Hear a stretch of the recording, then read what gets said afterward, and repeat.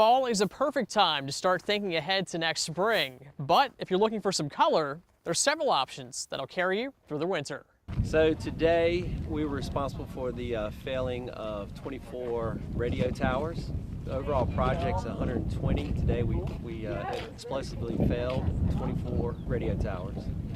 The broadcast came from studios in Washington, D.C., and we primarily broadcast news and information to people that don't have free media. We try to give news and information that promote the values of the United States and values of democracy, as well as giving unbiased news and editorials. We still have a fully functional 24-hour-a-day operation over at the other transmitting station.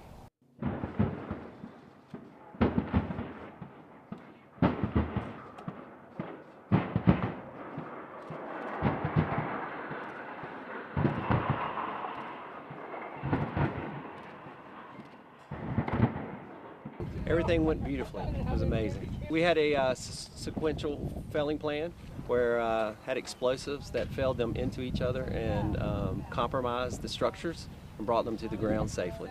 It was a very bittersweet feeling to see all these many years that these have stood up and promoted the values of the United States go into the ground. It was a sad moment, but we certainly understand what had to be done.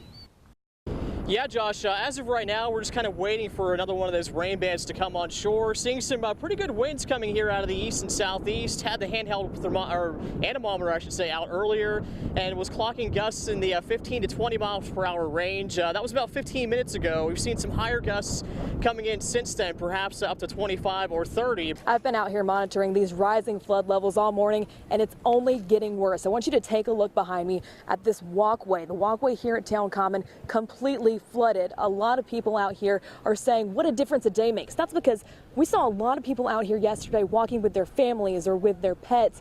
And right now you see they can't do that. There is several feet of standing water on this walkway.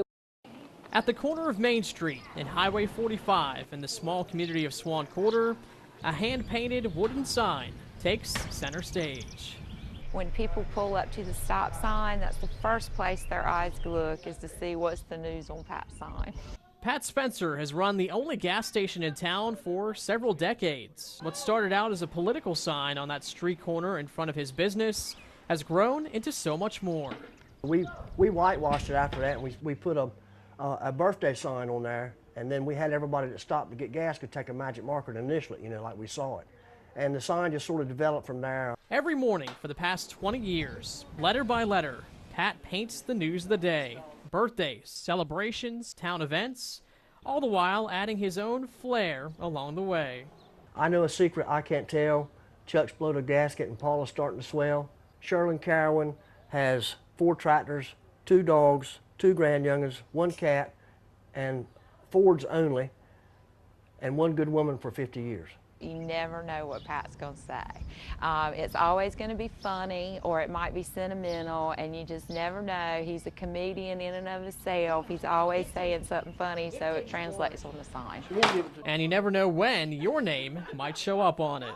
I always have a lot of anticipation leading up to my birthday, wondering what Pat's going to say about my birthday. Swan Quarter has seen its fair share of storms, hurricanes, and floods. Businesses here along Main Street have come and gone, but at least one thing has remained constant here, the sign at Pat's station. It's got so many coats of paint on it that it doesn't float. I mean, when we had the storm, it knocked it over and it separated it, but it stayed right there. It didn't go anywhere. It didn't float. The sign remains anchored to this community, just like Pat himself. It's kind of a chore, but when the people ride by and speak and like it, that makes it worth it. That's why I'll keep doing it until I can't do it anymore.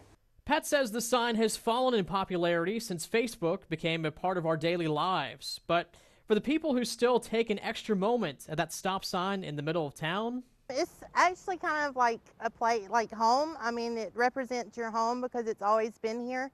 maybe they stop and glance to stay informed, or maybe for the indescribable feeling that there's no place like home.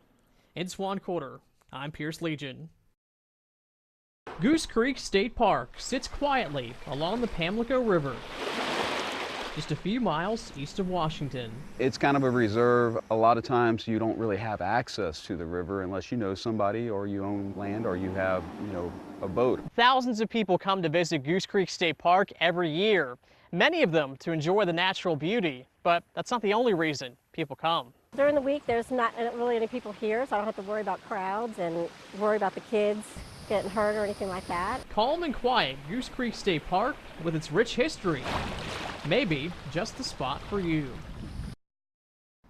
As water levels along our coast continue to rise, the highest tides of the year, known as king tides, are having a greater and greater impact on people and property.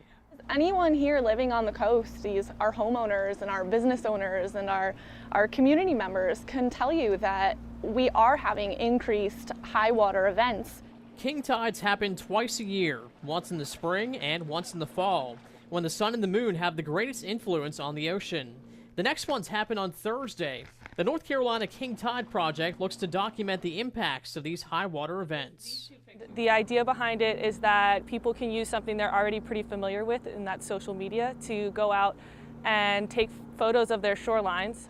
They're looking to you to snap the shore, see the future. The hope is, as people get more involved, they'll be able to document changes over time.